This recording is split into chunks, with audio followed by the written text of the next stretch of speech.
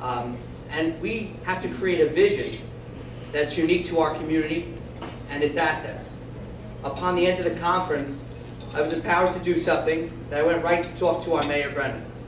I shared main points from the conference, as well as things that many of the local businesses have been pushing me to mention, such as the need for an architectural review board, additional parking, a long-term downtown plan and vision for Lindenhurst, as well as monopolizing on the 110 corridor, which hosts some of the major businesses on Long Island.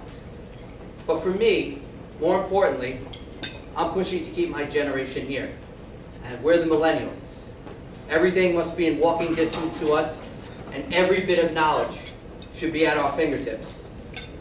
Too many of them have moved away because of the high cost of living here on Long Island. And as Vice President of the Chamber of Commerce, it is my responsibility to be the eyes and the ears of the businesses in the community. And as a Chamber of Commerce, it is our task to be the voice for them. I walk Wellwood Avenue every day to get lunch, and I speak to our Lindy locals about ways we as individuals can come together and better our community. So what exactly does this mean? And what does this really do for us? Honestly, it could do nothing at all. The information that I obtained is useless unless we utilize it as a community. The Mayor, Patrick, spoke about developing a community asset. So what is our community's asset? That's the question that led me to do a little bit of history about the village of Lindenhurst. A long time ago, more than anybody here, because it's about 144 years, 6 months and 6 days to be precise, a few men got together with a vision to create a community where German working families could live.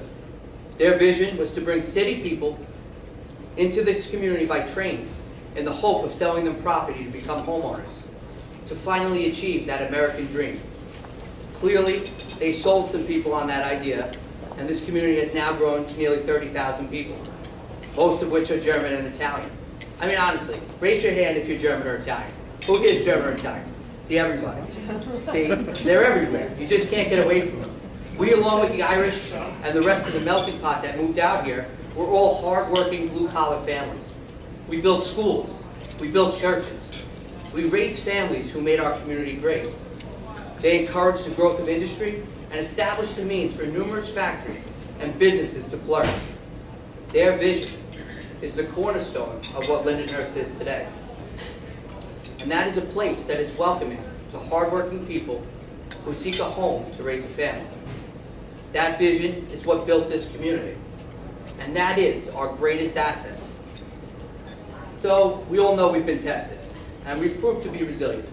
Sandy was a catastrophic event that many are still struggling to overcome.